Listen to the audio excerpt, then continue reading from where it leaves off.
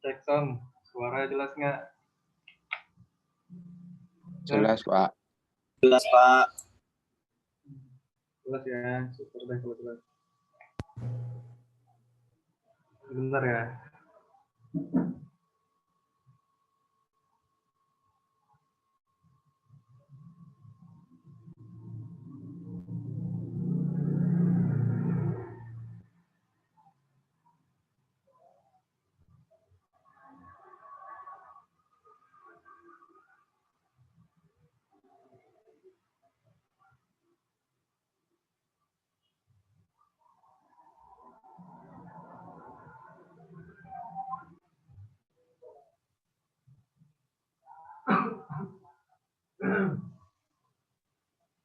Yuk kita mulai yuk. Assalamualaikum warahmatullahi wabarakatuh. Waalaikumsalam warahmatullahi wabarakatuh. Waalaikumsalam. Selamat sore menjelang malam. Hari ini kita praktek ya. Jadi kita praktekkan studi kasus yang kemarin tuh tentang perbandingan.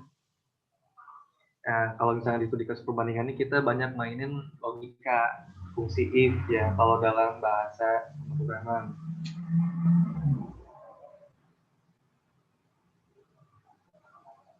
Sebentar saya sharing dulu screen-nya.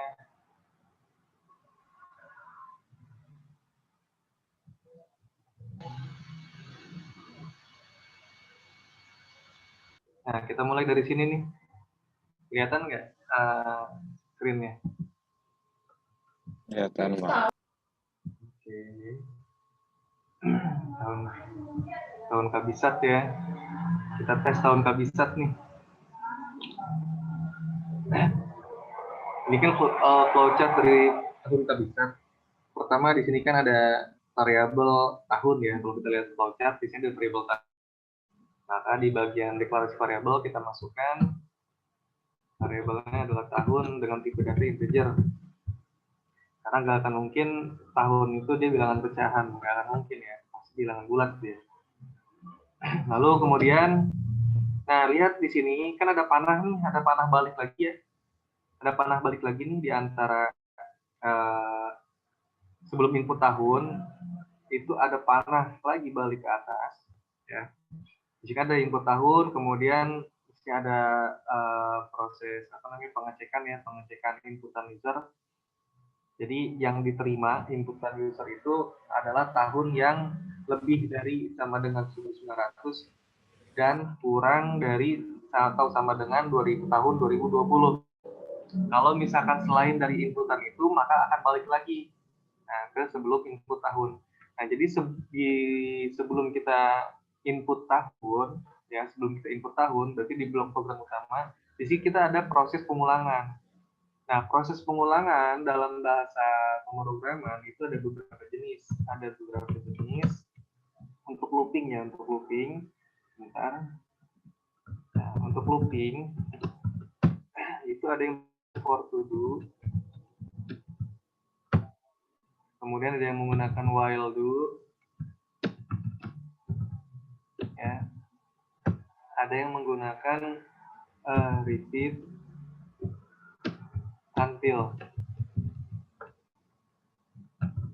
Nah, di sini ada for dan to do.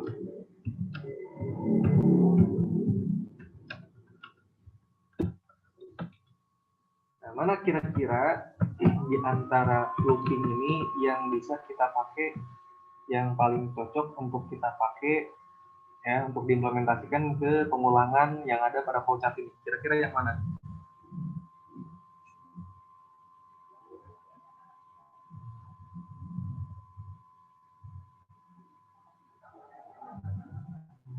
Kira-kira yang mana coba?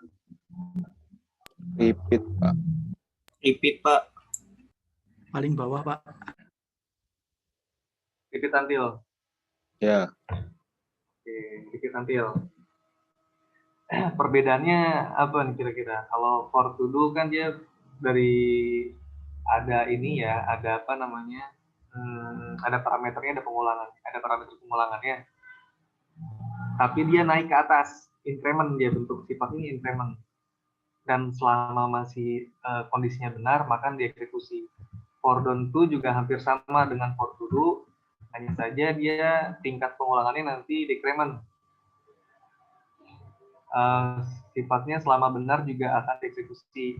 While do sama, selama benar akan dieksekusi. Tapi kalau misalnya repeat until, nah ini dia selama dia salah, dia akan terus eksekusi.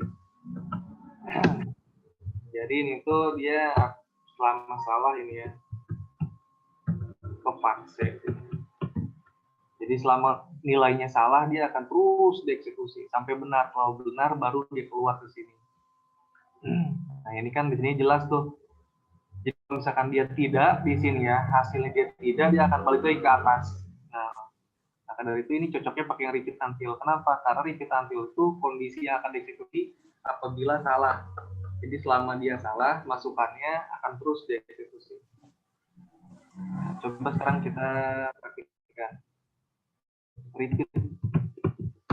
Nah, repeat until ya kan. Until-nya di sini until apa? Until-nya di sini until tahunnya itu dari sama dengan lebih dari sama dengan 1900 dan ya n tahun kurang dari sama dengan 2020. Nah, jadi kurang lebih seperti ini. Lalu di sini apa? Di sini adalah inputannya, ya. Input tahun. Nah kita tulis ini tahunnya. Kita tulis write, masukkan tahun. Kita masukkan ke dalam variabel tahun. Lalu setelah itu di sini ada proses. Nah ini nih. Ini ada proses pencabangan lagi. Kita moduloskan tahun yang diinput tadi dengan 4. Jadi kalau misalkan hasilnya 0, berarti dia tahun kehabisan. Kalau misalkan hasilnya tidak 0, berarti dia bukan tahun kehabisan. Nah, simple ya. Itu cuma tinggal kita pakai fungsi logika. If tahun mod 4 sama dengan 0, kan begitu. Dan jadi jika tahunnya kita moduluskan 4 itu hasilnya adalah 0, maka nah kita cetak di sini. Apa yang kita cetak? Berarti di tahun kehabisan. Nah, Kalau misalkan salah, nah kita tulis di sini bukan tahun kehabisan.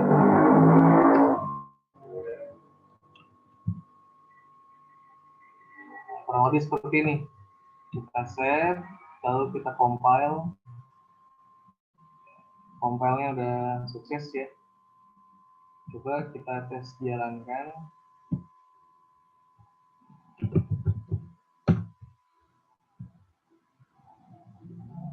Nah,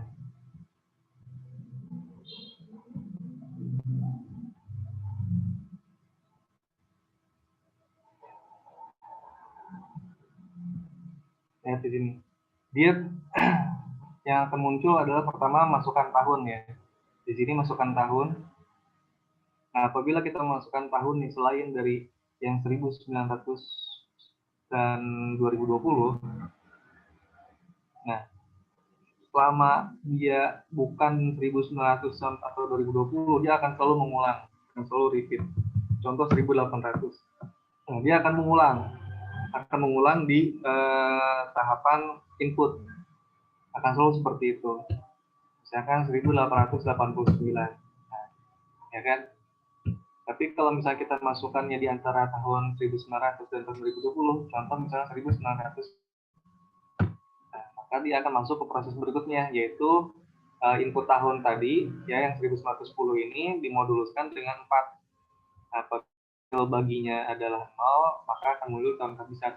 Tapi ternyata tahun 1910 itu setelah dimoduluskan dengan 4, ternyata hasil akhirnya bukan 0, hasil baginya.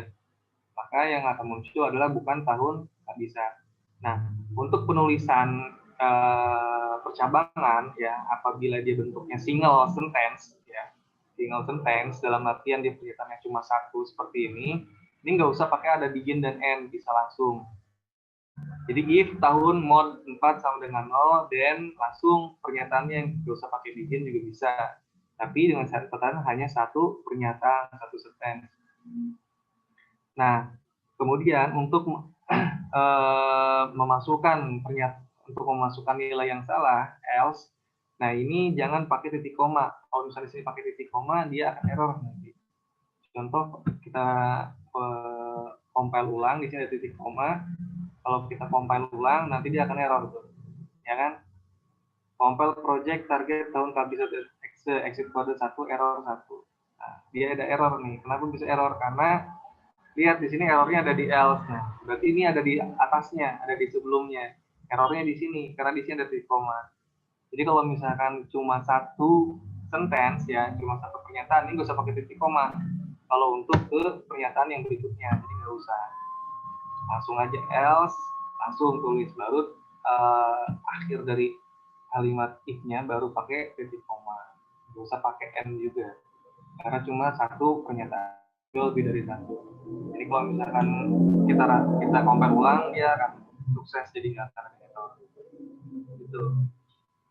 Jadi pertama yang harus diperhatikan di materi kali ini, sebentar.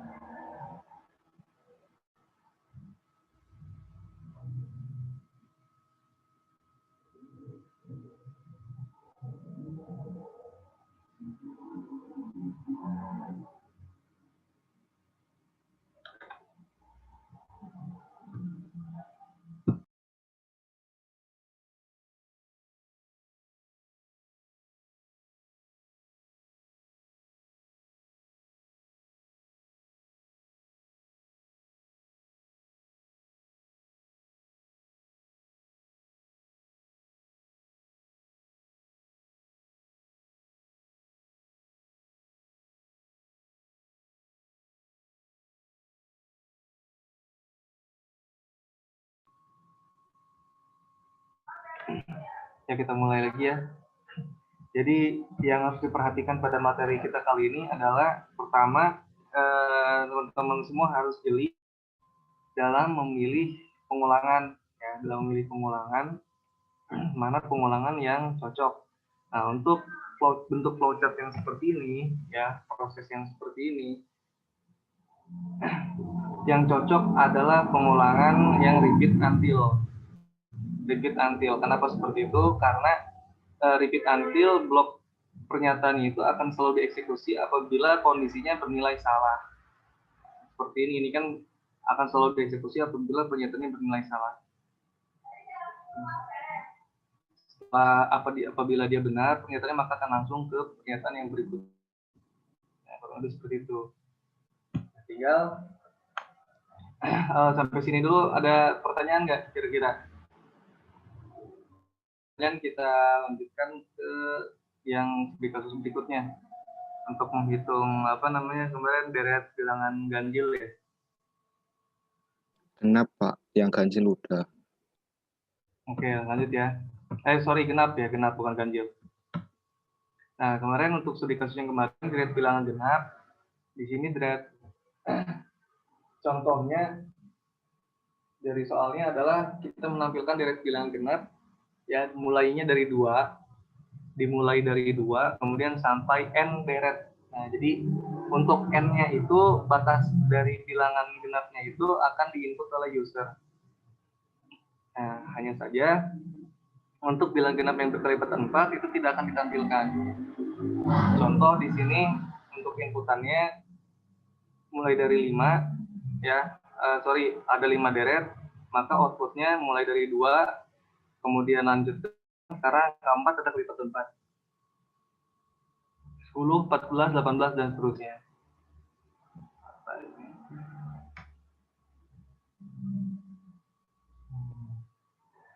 Oh, ada di grup tuh. Apa ya namanya? Lupa sih juga. Nama Telegram siapa ya? Ryan Habibi.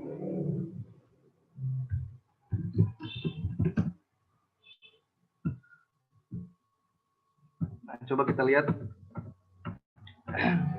Untuk proses penyelesaiannya kan kemarin udah kita bahas. Nah, sekarang coba kita langsung perhatikan dari flowchartnya ke programnya ya.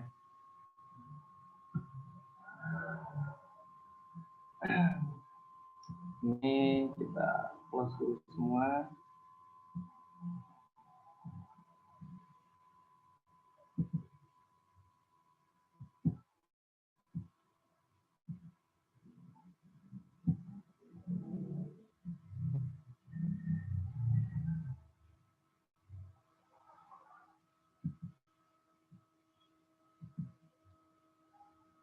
Nah, coba teman-teman bisa perhatikan semua di sini. Ini jangan sampai terkecoh. Jadi dari bentuk flowchart yang sederhana ini, pertama, nah di sini kan untuk n ini kita input ya. N ini dia input dari langsung dari user n-nya, jadi ini tidak seperti ini n-nya.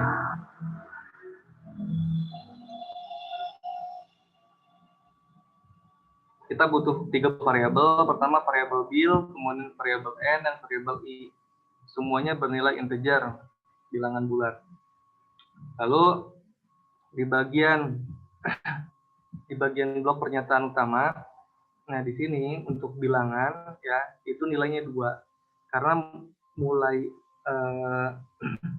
deret bilangan genap itu dimulai dari angka 2, bukan dari angka 3, bukan dari angka 4, atau bukan dari angka 6. Lalu untuk variabel i itu kita masukkan 1.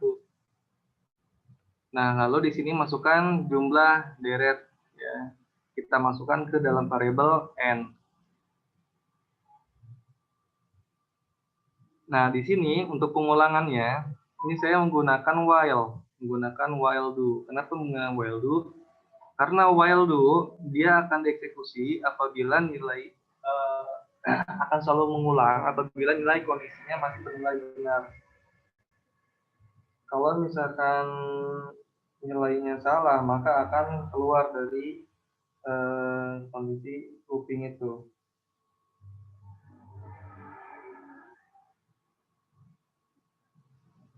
Nah, lalu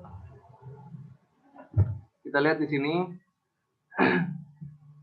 while i kurang dari sama dengan n, do. Jadi selama i-nya kurang dari atau sama dengan n ini kan inputan dari user ya. I-nya itu adalah 1. Nah, nanti I-nya ini dia banyaknya pengulangan sampai ke batas banyak deret nanti ya, deret yang ditentukan oleh user, yaitu ada berapa, misalnya ada 5 ya berarti sampai I-nya. Nah, ini I yang pertama adalah 1. Nah, coba kita lihat. I-nya awalnya kan 1 kurang dari sama dengan 5. Ini coba kita sambil tes jalankan ya. Deret genap. Nah, misalkan di sini kita 5 masukannya. Maksimalnya 5, berarti kan N-nya 5 ya. N-nya berarti 5 kan. N-nya 5. I-nya 1. 1 kurang dari sama dengan 5. 1 kurang dari sama dengan 5. Hasilnya apa? Benar kan? Dia bernilai true karena 1 memang kurang dari 5 gitu kan. Nah, maka blok yang ada ini ya, itu akan dieksekusi sama dia. Itu akan dieksekusi sama program karena memenuhi syarat. Maka kita eksekusi. Lalu di sini ada percabangan. Kalau lihat dari sini tuh ya kan, masuk ke perjalanan pertama. Apa itu? Yaitu untuk mengecek apakah bilangan tersebut bilangan genap atau bukan. Ya, dengan cara dimoduluskan 2. If bilangan dimoduluskan 2 sama dengan 0, nah, bilangannya ini awalnya berapa nilai awalnya? 2 kan, nilai awalnya 2. Nah, 2 dimodulokan 2 sama dengan 0. Nah, apakah 2 mod 2 sama dengan 0? Kan gitu. Kalau misalkan kita hitung sisa hasil bagi dari 2 mod 2 memang 0. Nah, kalau misalkan dia betul kondisinya, maka ini akan dieksekusi. Blok yang ini akan dieksekusi. Blok yang ini. Karena memang akan, kalau misalnya kita masukkan angka 2 nih, ya. Jika angka yang pertama kan muncul 2 nih, ya. Awalnya kan dari sini, dari 2 sini nih. 2 sama dengan 2 mod 2 sama dengan 0. Nilainya betul, benar. Maka akan dieksekusi yang ini. Nah, kita cek apakah 2 itu bila dimoduluskan dengan 4, ya, apakah kalau misalkan tidak sama dengan 0, maka kita tulis bilangan. Nah, berarti dia sudah memenuhi persyaratannya, yaitu bilangan genap yang bukan bagian kelipatan dari angka dari 4. 2 mod 4. 2 mod 4 itu kan tidak sama dengan 0 kan. Nah, maka ditulis di sini bilangan, maka ditulis nilai dari bilangannya. Bilangannya itu lagi 2 kan, 2. Maka tulis ini 2. Ini munculnya angkanya di 2 nih. Nah, lalu kita naikkan jumlah, kita naikkan nilai I-nya. Yang tadi I-nya awalnya 1 karena dia sudah terpenuhi, ya. Kita sudah munculkan di sini, ya, yang pertama nih. Maka kita naikkan menjadi 1. Kita incrementkan di sini. Nah, inilah yang I++ ini. Kita incrementkan, kita naikkan jumlahnya. Yang awalnya 1, kita tambahkan 1. Nah, sekarang I-nya jumlahnya jadi 2. Nah, maka ini udah beres ke sini. Nah, kita cek di sini. Apakah I yang sekarang itu kurang dari sama dengan N, masih kurang dari sama dengan N. Coba kita cek I-nya ini kan sekarang 2 nih, ya kan? Apakah 2 masih kurang dari sama dengan 2? Nah, betul kan? 2 itu masih kurang dari 2 itu kurang dari sama dengan 5. Nah, maka kita naikkan di sini bilangannya itu, kita naikkan tambah dengan 1. Nah, ini tuh bagian yang mana? Ini itu adalah bagian yang ada di sini nih. Jadi setelah dicek I kurang dari sama dengan N, apabila iya, kita naikkan jumlahnya, bilangannya ini. Bilangan itu kan, sehingga akan langsung masuk ke proses berikutnya. Yang awalnya 2, di sini nanti jadi 3 nih bilangannya. Maka dia akan mengecek tuh, apakah sekarang nilai bilangan yang sama dengan 3 itu adalah bilangan genap. Nah, masuk dia ke sini. Apakah bilangan di sini kan sekarang jadi 3 kan, yang awalnya 2 ditambah 1 jadi 3. 3 mod 2, apakah 3 mod 2 itu sama dengan 0? Nah, tentu hasilnya salah, ya kan? Karena 3 mod 2 itu tidak sama dengan 0. Maka dia bloknya ini tidak akan dieksekusi, dia akan langsung keluar ke sini. Nah, I-nya di sini berapa? I-nya di sini masih 2. Belum jadi 3, I-nya belum jadi 3, di sini masih 2. Tapi ya. Apakah 2 di sini kan masih kurang dari sama dengan 5. Nah, maka kita tambahkan lagi yang awalnya jadi ini bilangannya tadi 3 kita tambahkan 1 jadi 4. 4 sekarang naik ke atas. Nah, bilangnya sekarang jadi 4. 4 apakah 4 mod 2 sama dengan 0? Betul, 4 mod 2 itu sama dengan 0. Maka ini akan dieksekusi. Nah, kita cek apakah 4 itu kelipatan dari 4. Nah, setelah kita cek 4 mod 4 itu kan hasilnya kan sama dengan 0, ya kan? Nah, berarti dia ini tidak akan ditulis nih, tidak akan dieksekusi. Angka 4 tidak akan dieksekusi, ini tidak akan dimasukkan. Maka dia akan keluar, langsung dia masuk ke sini loopingnya. Nah, kemudian yang tadinya 4 tambah 1 jadi 5, masuk lagi ke atas ke sini, dan seperti itu terus saja sehingga munculnya seperti ini 2, 6, 10, 14 dan 18. Misalkan kita masukkan di sini sampai 10, muncul 10 deret bilangan genap yang tidak menampilkan kelipatan 4. Nah, di sini kan tidak ada kelipatan 4 di sini. 14 bukan kelipatan 16 bukan kelipatan 4, 22 juga bukan kelipatan 4, dan seterusnya. Nggak ada yang kelipatan 4 di sini. Gitu. Kalau misalnya kita tidak mau memunculkan yang kelipatan 6, ya tinggal diganti di sini modnya. Ini bukan mod 4, tapi mod yang misalkan mod 6. Jadi yang bukan kelipatan 6, misalkan kita gantinya di sini. Jadi setelah coba kita compile ulang, nah coba kita tes eksekusi, harusnya angka yang kelipatan 6 ini nggak akan muncul. Coba kita tes 5 deret aja. Tuh, angka 6 nggak muncul kan? Angka 6 nggak muncul, angka 12 nggak muncul, karena dia kelipatan 6. Begitu. Jadi yang muncul cuma angka 2, 4, 8, 10, dan 14. Semuanya jumlahnya ada 5 deret. Gitu.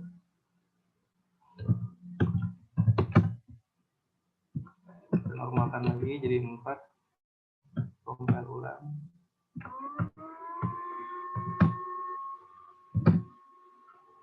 Sip.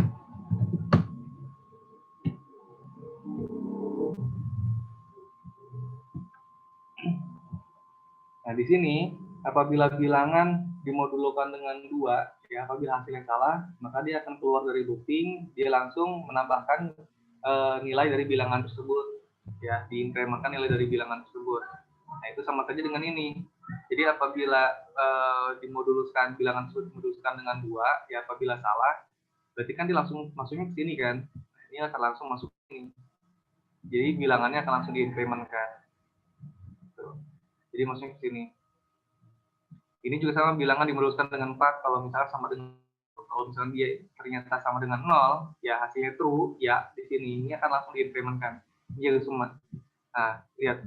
Ini kan saya kan tanda operatornya di sini kan, operator itu kan tidak sama dengan, ya kan? Operatornya dia adalah tidak sama dengan operannya. Sorry, operatornya sih tidak sama dengan. Nah, kalau misalnya tidak sama dengan, ini kan eksekusi yang ini. Sesuai itu dengan flowchart. Jadi kalau misalkan ternyata hasilnya tidak, di sini bilangan modul 4 hasilnya tidak, maka akan dicetak bilangannya, kemudian diinkrementkan i-nya. Maka ini jadinya, jadi tidak sama dengan. Tapi kalau misalnya sama dengan, ya berarti true di sini, dia akan diinkrementkan. Nah, berarti kan yang ini kalau misalnya tidak sama dengan, dia akan langsung keluar ke blok program ini, langsung di sini masuknya, di eksekusi yang ini, bilangan plus 1. Gitu. Jadi sebenarnya kalau misalkan sudah ada blok alur dari flowchart-nya, si programmer hanya tinggal mentranslasikan dari flowchart ke dalam bahasa pemrograman. Yang penting flowchart-nya jelas, sehingga bahasa pemrogramannya pun juga tinggal mengikuti apa yang ada di flowchart. Nah, lebih seperti itu. Ada pertanyaan?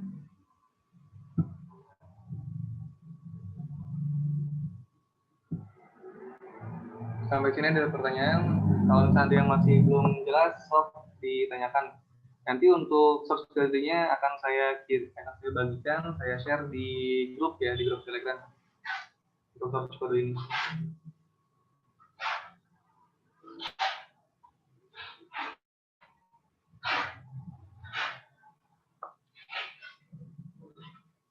Silakan saya berikan kesempatan untuk teman-teman bagi teman-teman ada yang mau didiskusikan? Kalau nggak kita lanjut.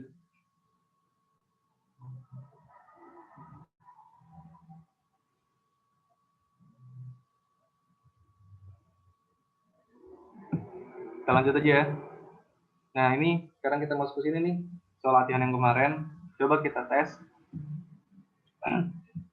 Soal latihan yang kemarin nih simple ya. Simple.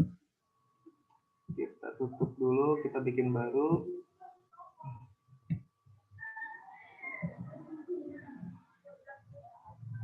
Soalnya apa sih soalnya? Nah, jadi kan kita membuat flowchart-nya udah kemarin dibuat ya semua. Udah saya komentari juga, ya ada yang kurang jelas gitu kan. Nah, ini kita coba translasikan ke dalam bahasa pemrograman. Nah, pertama nama programnya apa? Misalkan program belanja ya. Program belanja.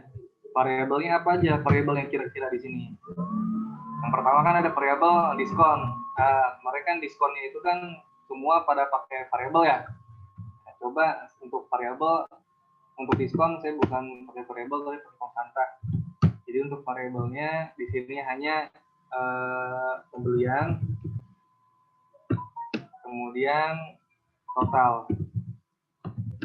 Itu saya menggunakan double atau real.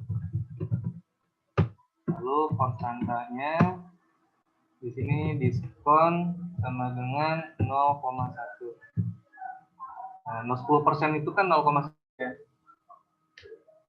10% kan 0,1, jadi langsung.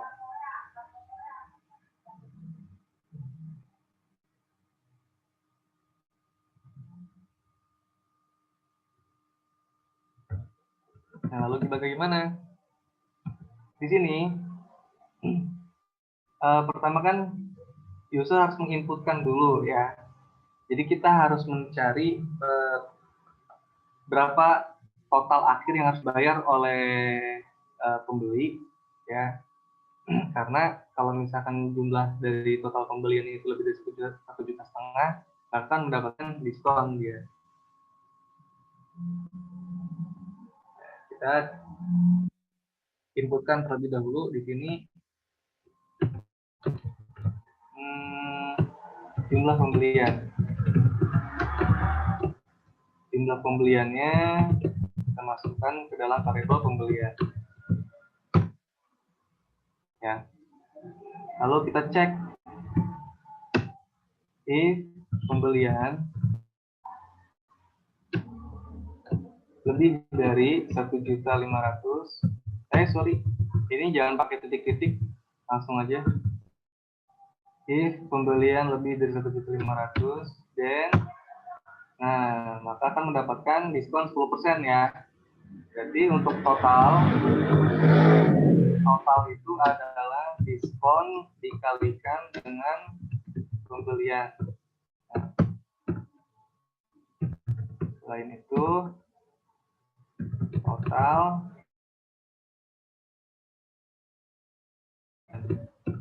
jadi kalau misalkan tidak memenuhi syarat lebih dari 1,5 juta, maka total adalah pembelian. Jadi sama aja, nggak ada diskon. Lalu kita tulis hasilnya adalah jumlah yang harus dibayar. Langsung aja jumlah yang harus dibayar. Tulis total titik 20 titik 22.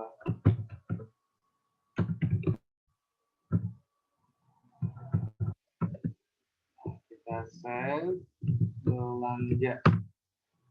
Oke, kemudian kita compile. Sudah sukses. Coba kita tes running. Nah, jumlah pembelian. Jadi pertama di sini harus menginputkan jumlah pembeliannya. Berapa total dari jumlah pembelian? Misalkan jumlah pembeliannya 2 juta. Nah, otomatis dia akan mendapatkan diskon. Nah, jumlah yang harus dibayar adalah 200.000. Nah, ini baru diskonnya doang nih ternyata, bukan total pembayaran ya. Ini ada yang masih kurang. Total itu adalah, nah ini pembelian dikurangi, nah harus seperti ini, pembelian dikurangi disk, kita compile ulang, oke, kita running lagi. Jadi kalau misalnya kita inputkan jumlah pembeliannya 2 juta, yang harus dibayar dia 1.800.000. Nah seperti ini. Ya. Kalau misalkan ternyata jumlah pembeliannya hanya 1 juta, berarti kan kurang, tidak memenuhi syarat tuh untuk mendapatkan diskon. Nah, maka jumlah yang harus dibayar ya tetap 1 juta juga. Gitu. Di simple. Ada pertanyaan?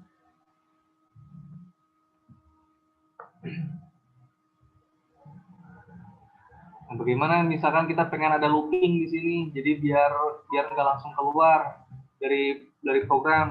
Kalau ini kan setelah kita masukkan input ya 1.300.000 misalkan, langsung keluar kan gitu. Nah, kita nggak mau nih langsung keluar nih, pengennya balik lagi, muter lagi dari awal, kita nge-looping. Bagaimana caranya? Kita di sini misalkan butuh variabel ulang ini misalkan char. Misalkan sini ulang adalah kita inisialisasi ulang itu y. While ulang sama dengan y,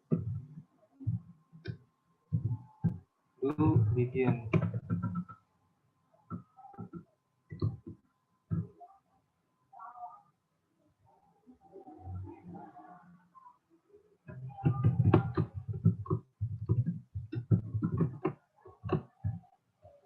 Ulangi program.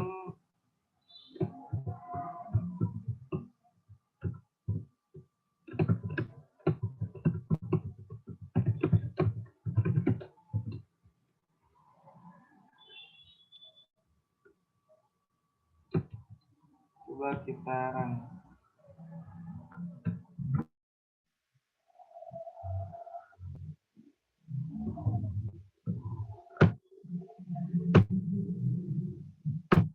Nah, ya seperti ini.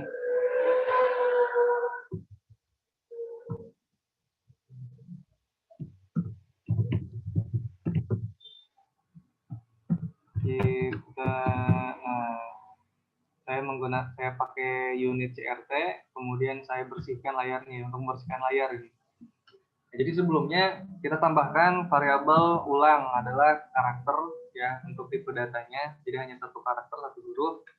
Nah, kita inisialisasi bahwa variabel ulang itu nilainya adalah y. Jadi selama ulang nilainya y, ya maka lakukan apa ini. Nanti ini akan dieksekusi terus secara terus-menerus, ya sampai nilai kondisinya ulang ini bukan y. Coba kita lihat hasilnya. Jumlah pembelian misalkan 2.500.000. Jumlahnya harus dibayar 2.250.000. Begitu ada pertanyaan ulangi program, nah di sini ulangi program ya atau tidak.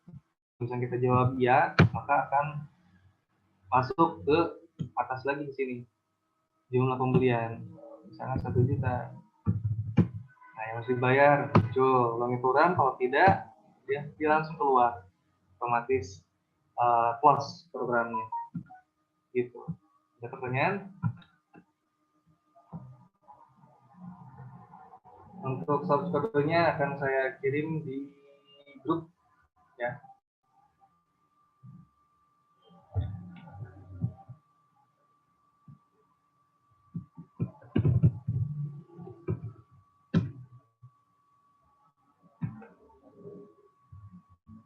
Silakan dari teman-teman semua apakah ada pertanyaan atau yang harus kita diskusikan.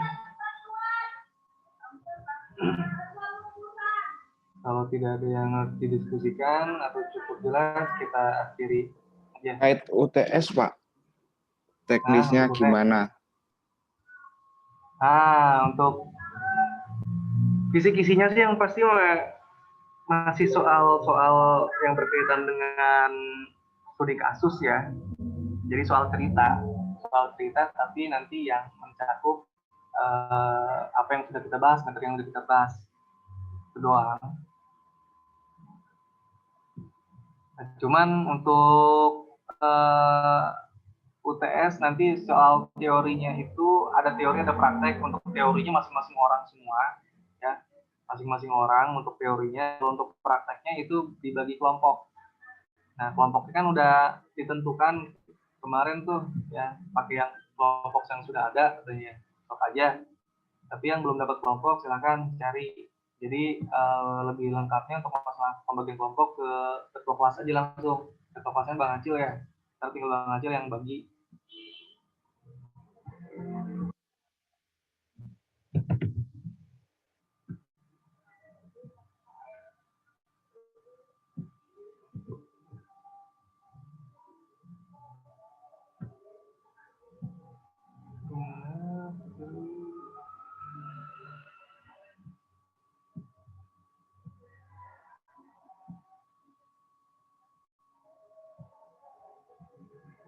Yang mau tanyakan lagi?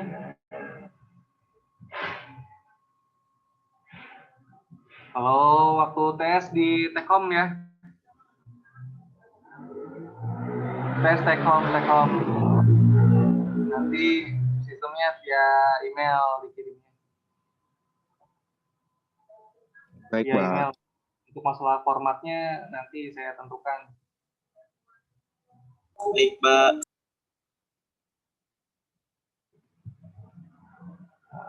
Saya kirim source code yang tadi.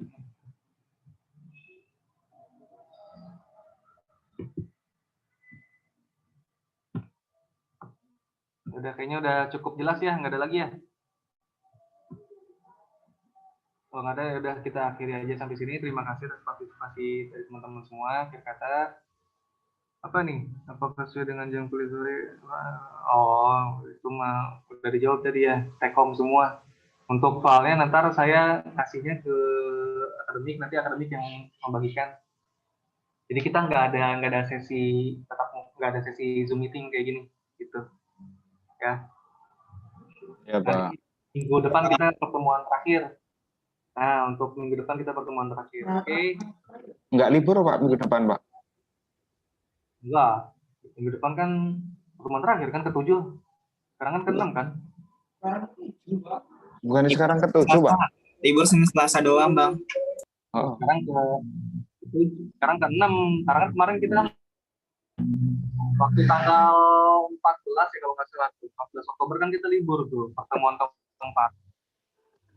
Jadi hitungannya gitu. Sok tanya di ke bagian akademik aja biar lebih jelas ya.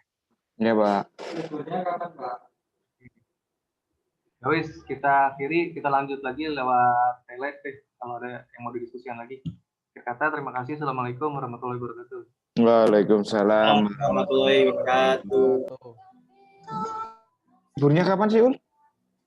Senin Selasa doang, Abang. Anjir. Kirain 1 minggu. Enggak. Cuma habis Desember, Bang. Iya, Desember. tanggal Ah, ya 2 Desember akhir tuh baru tuh. 2 minggu. Kalau virtual itu. Yang mana? Apa nih Pro Aprei? Ini tapi kan kalian udah seneng kan? Seneng. Nah, seneng. Mbak Ana seneng. Tasya seneng. Wah, saya tuh jelas-jelas seneng dong. Bodoh amat. Anjay. Parah. Parah. Oh iya, udah ada Kak Ana ya, toh. Dicuekin tuh Mas Fajar sama Mbak Ani. Enggak apa-apa. Lost. Bali. Cek grup, Mas. Nongkone di nongkone. Oh iya, lali aku ngomong ke. Saya nunggu paling 2 mingguan nih, soalnya wis apa? Kayak gede, dadak nak matang kayak ngono kae. Yo, tunggu matang sih. Ya, Matang gue goreng. ya goreng. Duren Jawa. Oh, mantap. Posisi nanti Jar? Di sini. Di mana? Di sini. Ngeyel kok. Waduh, doh angel iki. Ditinggal tuh Mas. Iya nih. Dua-duanya. Masih ada itu Tasya Mas. Siapa? Tasya. Tasya nih. Jar, agama piye, Jar? Oh, agama satu kelompok ya. Iya, aku Mas Ridwan Rosi Cine sopo kae? Aku sak kelompok karo kowe. Iya, aku kowe Mas Aduh. Ridwan. Aduh. Nopo kok aduh lho. Aduh kowe. Santai. Bahasa Angel. Indo jar. Bahasa Indo, agama. Wis golek materi agama ora?